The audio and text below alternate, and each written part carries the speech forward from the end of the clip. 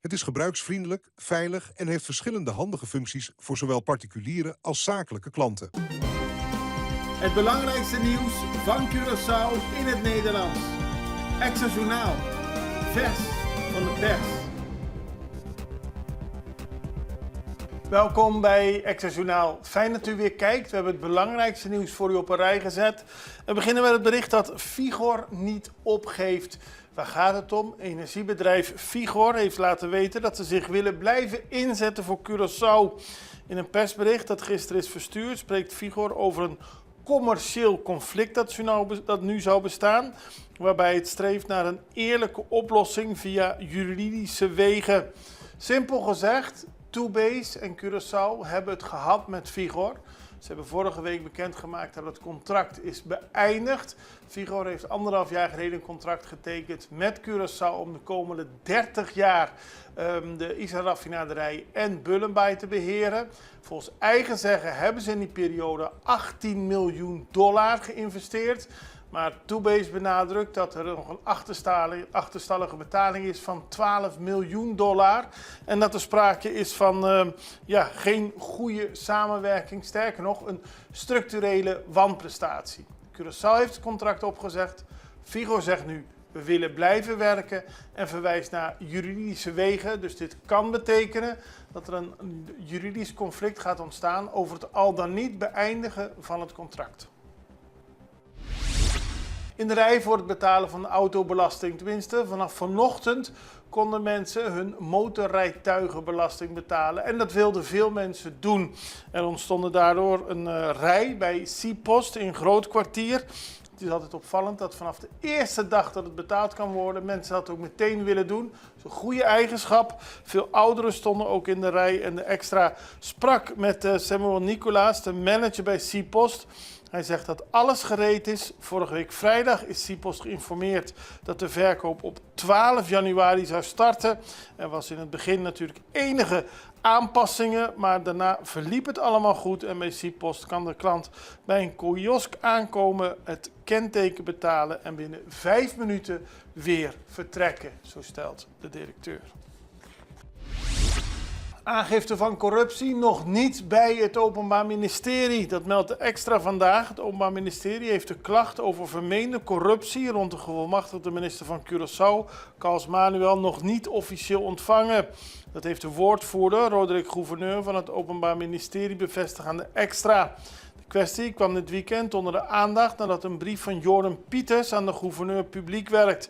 Daarin wordt melding gemaakt van vermeende corruptie door de gevolmachtigde minister. Het Openbaar Ministerie zegt de brief af te wachten om te kunnen bepalen welke vervolgstappen mogelijk zijn. Nieuwe regels voor storten afval. Sinds september 2024 kunnen inwoners van Curaçao hun afval gratis inleveren bij de landfill en het overslagstation van Celicor. Dit beleid is aangepast per 1 januari van dit jaar. Dat heeft het ministerie van Gezondheid, Milieu en Natuur dit weekend bekendgemaakt. Afval kan nu alleen nog gratis worden ingeleverd als het lokaal is geproduceerd, huistuin- en keukenafval. Daarnaast is er ook sprake van bedrijfsafval. Dat kan voorlopig ook nog kosteloos worden ingeleverd. Maar industrieel en speciaal afval moet voortaan tegen betaling worden ingeleverd. Celicor en de overheid gaan binnenkort een voorlichtingscampagne geven over het correct scheiden van afval. 150 militairen beginnen met een training. Die beginnen vandaag. En dat zijn 150 Nederlandse militairen van de Koninklijke Landmacht. Die zijn op Curaçao voor de jaarlijks terugkerende oefening Caribbean Poacher. De militairen zullen de komende 2 weken onder andere fysiek en mentaal hun grenzen verleggen tijdens diverse uitdagende trainingen. Dat heeft Defensie dit weekend bekendgemaakt. De oefeningen vinden plaats op Defensie-oefenterrein Wakao en op Koraal Tabak. Ook trotseren militairen de 3 gebroeders, de Christoffelberg en de Tafelberg. Ze oefenen bij het oude ziekenhuis, Fort Nassau en de Julianabrug. Bij Daiboy oefenen zij een amfibische mars naar Playa Hundu.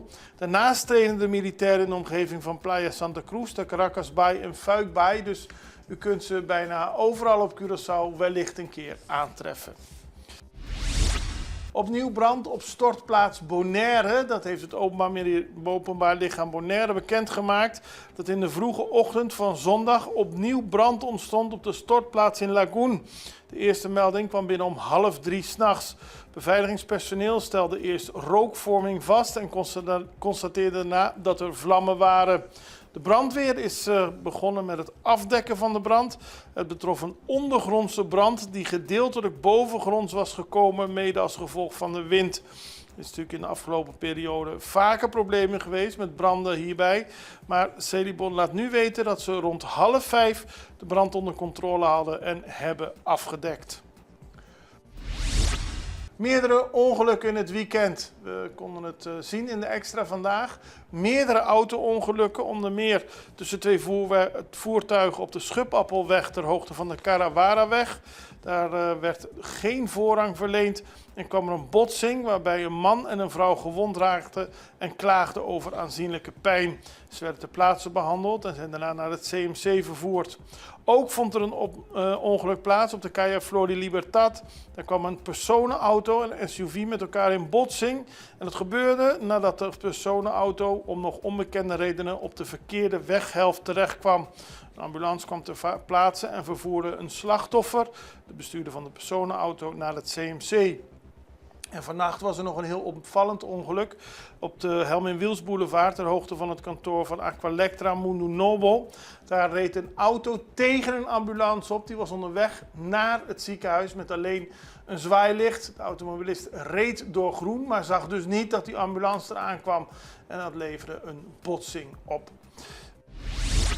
Wij gaan even over naar een break. We zijn zo bij u terug. Vida te Mobilier. Ibo merece uma maneira mais fácil para atender bo assunto na bancário. Com a app novo de Banco de Caribe, tudo custa na bo alcance. Login fácil, hace transferência rápido e bo saldo sempre na mão. Tudo em solo aplicação. Descargue voor de App Store of Google Play, registrar em diz algum passo e começar a explorar a world. Rápido, seguro e desenhar para quadra com boa necessidade. Banco de Caribe. Extra in Nederland. Van Amsterdam tot Arnhem, van Groningen tot Maastricht, Extra is erbij. Volg Extra Digitaal en blijf op de hoogte van de belangrijkste ontwikkelingen in Nederland. Extra Digitaal is te zien op verschillende platforms en kanalen zoals WhatsApp, YouTube, Facebook, Instagram en ook TikTok. Wilt u ons op de hoogte brengen van een evenement of iets doorgeven? Neem contact op via WhatsApp, e-mail, Facebook of bel gewoon 06 1364 2945. Volg of abonneer je op Extra Digitaal. Klik aan en volg ons.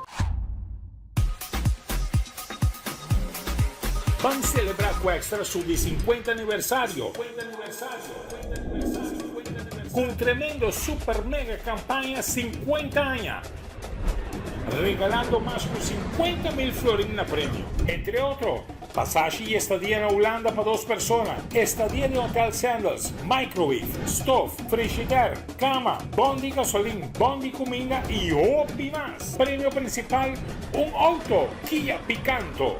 Busca Bocorán Extra Tour Dia, subir de website www.extra.cw y participar para Botadén. Suerte! We hebben Fuikdag gehad, de eerste zondag van het jaar. En we hebben natuurlijk ook de clean-up gehad. Die vond afgelopen zaterdag plaats. 45 vrijwilligers die hebben Fuikdag, de troep die ontstaan is door Fuikdag, hebben opgeruimd in het water. Er was een team van 35 duikers, die maakten de zeebodem schoon. Terwijl aan de andere kant van de baai ongeveer 10 vrijwilligers door het water liepen langs de kuststrook. Eerder was er al opgeruimd langs de stranden bij Fuikbaai. Nu werden in totaal ongeveer 40 zakken afval verzameld, wat neerkomt op zo'n 500 kilo afval. Het stond vooral uit metalen en glazen voorwerpen, hoewel plastic de grootste hoeveelheid vormde. De meest opvallende vondsten in zee dit jaar waren een, houdt u vast, flatscreen tv, een drone, onderdelen van een Sea-Doo en een hele grote hoeveelheid zonnebrillen. Dan gaan we naar carnaval, want het carnavalseizoen, we hebben het al vaker gezegd, begint vroeg dit jaar. En voor het eerst werden zowel de Prins en Pancho als de Reina die carnaval voor tieners, jeugd en volwassenen op dezelfde dag gekozen. Dat gebeurde in het WTC en het was een lange, maar heel geslaagde dag. De show had een goed tempo en aan het eind van de avond was iedereen zeer tevreden over het verloop van de avond. Extra heeft veel foto's gemaakt. Prins en Pancho voor dit jaar bij de volwassenen zijn Damir Francisco en Rodangelo de la Cruz. Koningin is Gillian da Costa Gomez. En wij gaan nu naar Remco Vicentini. We spraken hem eind vorige week. Vanochtend was de loting voor het WK voor kinderen. En hij legde ons allemaal uit wat dat WK voor kinderen inhoudt. Het is een mooi project van Remco Vicentini van Fundación Vicentini. Het WK voor kinderen mag ik zo noemen. Daar ben jij mee bezig.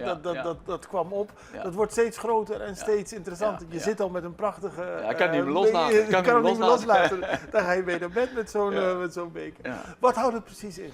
Nou, het idee is al wat langer. Eigenlijk vorig WK 2022 zat ik er al een beetje mee te lopen. Maar toen, destijds was het toen met Canada. Ja. Maar ja, je bent nu gekwalificeerd natuurlijk met Curaçao. En, Het ook, WK leeft. Het leeft natuurlijk. Ja. Maar ja, de voorbereiding speelt al een paar maanden. Mhm. Maar het WK voor Kids is eigenlijk wat ik met mijn stichting ook doe. Proberen te helpen, dromen, naleven, sociaal-maatschappelijk bezig zijn. Thuis, op school en met naschoolse activiteiten. Ja. Maar ja, en dan krijg je voetbal. Ja. En voetbal is natuurlijk een enorm bindmiddel. En dat heb ik natuurlijk met Straat en Stadion, het project wat we draaien, ook al. Dat de wijken met elkaar goed bezig zijn. Ja. En toen dacht ik een paar maanden geleden al helemaal, als je dat met de wijken hebt, hoe gaan we dat doen met 48 landen? Ja. Dus toen heb ik de scholen aangeschreven, contact gehad met de wijken, de buurten. Maar je moet 48 teams hebben. Ja. Nou, en zo gezegd, zo gedaan. Veel inschrijvingen binnengekregen. Leuk. En uiteindelijk gaan we hem draaien. Dus het is eigenlijk het hele WK, wat dadelijk in juni gespeeld wordt, het echte WK, gaan we helemaal nabootsen. Wow. Maar dan voor de kids. Dus Maar dan ook de wedstrijden zoals die in het WK klaarstaan. Dus Curaçao moet tegen Duitsland Duitsland, beginnen. Ivoorkust en Ecuador. Dus die poolfase hou ik aan.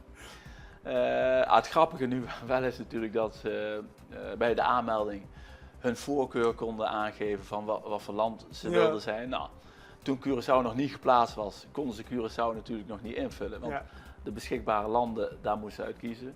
Nou, dan zie je, de een heeft Duitsland, de een heeft India, India doet niet mee, maar die heeft Japan.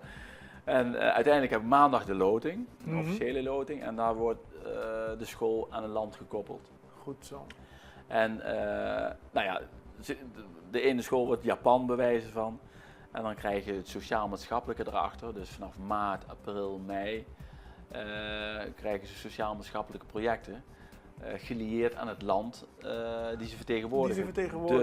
Dus als een school uit de koker komt, ze vertegenwoordigen Japan, krijgen ze sociaal-maatschappelijke projecten over Japan. Dus zij zijn 3 maanden bezig met Japans. Helemaal in dat land. Ja, en dan gaan ze over cultuur, over het eten, over respect, hoe ze daar leven. Nou, zo heb je 48 scholen hier. Dat is ook nog een heel project. Een heel project, 48 landen die zeg maar allemaal hun thema hebben binnen hun eigen land. Dus de een is Argentinië, de een is Brazilië. Dus de een is helemaal bezig 3 maanden in het teken van Brazilië. En nou komt het, dus buiten het voetballen om, gaan we het uitwisselingsproject houden. Dus de kinderen krijgen van 48 culturen, krijgen ze iets mee. Hoe gaat het in Brazilië? Wat eten ze in Brazilië? Hoe is de opvoeding in Brazilië? Nou, als je Curaçao loopt hebt, heb je het misschien iets makkelijker. Ja, maar ja. Dus dat project voor de Curaçao-team ga ik natuurlijk iets aanpassen. Misschien wel zonder flauwekul, maar nee, maar het is wel heel leerzaam. Ja.